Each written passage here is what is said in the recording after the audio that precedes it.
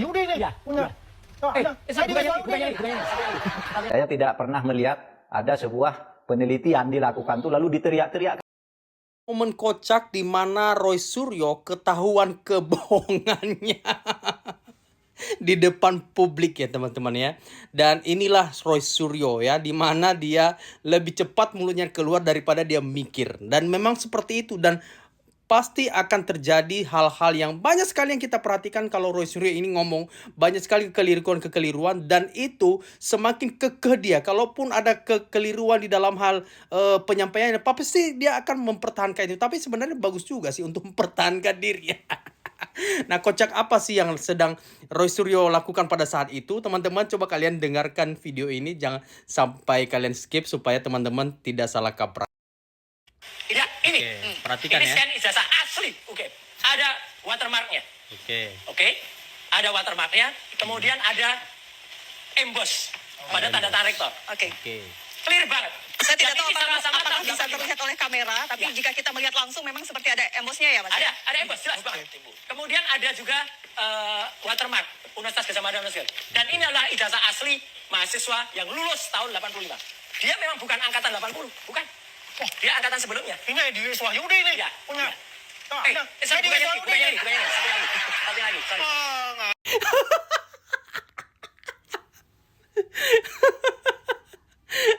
Jujur ketawa pasti kalian teman-teman melihat si Roy Suryo ini. Tetapi intinya sebentar lagi mereka akan masuk ke sidang ya teman-teman ya.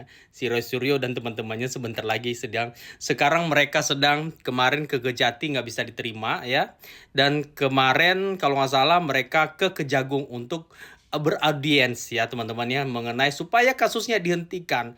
Kenapa kasusnya harus dihentikan? Coba teman-teman berpikir secara logika ya. Kenapa kasusnya dihentikan ya? Katanya sih begini, dihentikan demi hukum katanya. Demi hukum apa? Ketakutan gitu sebenarnya kan. Tetapi mereka tidak akan pernah mengaku bahwa itu ketakutan. Karena mereka sudah tahu kok bahwa akan sulit mereka akan menang. Kenapa? Beberapa pengadilan yang sudah mereka lalui selalu mereka kalah.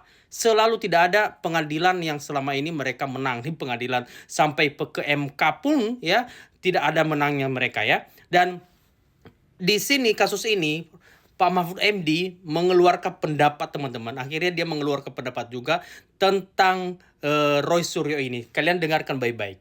Sebabnya saya tidak pernah ikut bicara soal ijazah. Kita sudah tahu lah kesimpulannya. Kalau kita punya rasionalitas sudah tahu. Betul. Oh, ini kesimpulannya. Saya tidak mau ikut ribut-ribut.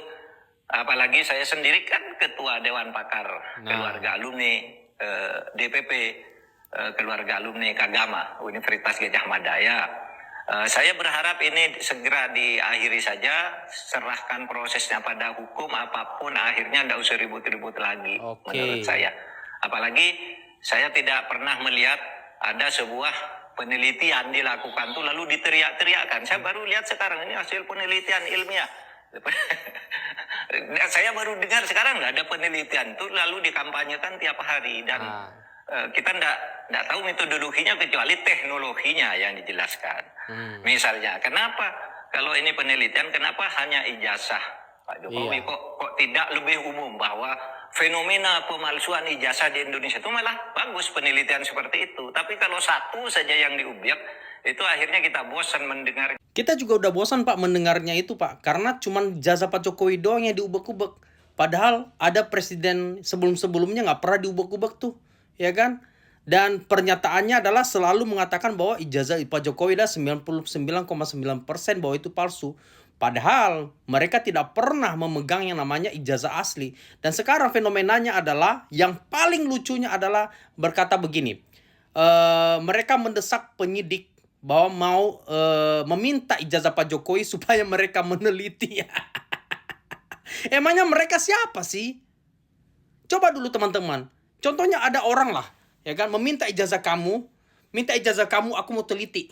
Kira-kira apalah menurut kamu teman-teman?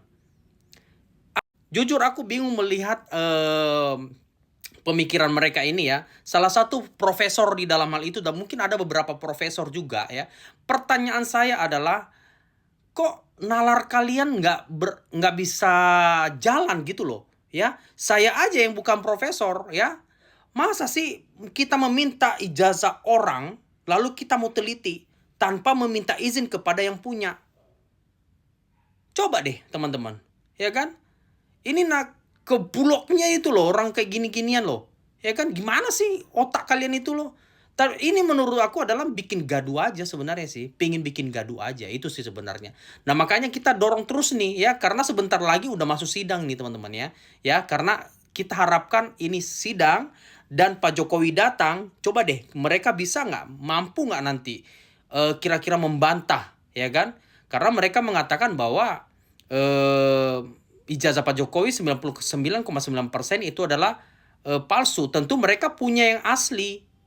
Ya coba nanti mereka bisa tunjukkan tuh di pengadilan. Ya kan? Kalau mereka mendalilkan bahwa itu adalah palsu, tentu mereka harus mampu membuktikan itu adalah palsu yang dimiliki oleh Pak Jokowi. Menurut kalian gimana teman-teman ya? Semakin asik kan? Jangan lupa untuk teman-teman yang belum follow, silahkan follow dulu supaya kalian tidak tertinggal berita-berita update, tentunya faktual dan teman-teman ini tidak ada hoax ya. Dan sekali lagi jangan lupa untuk komen di kolom komentar yang positif dan jangan lupa di-share teman-teman supaya banyak orang teredukasi dengan hal-hal yang positif ya, bukan hal-hal yang negatif yang terus dibangun oleh pihak-pihak sebelah.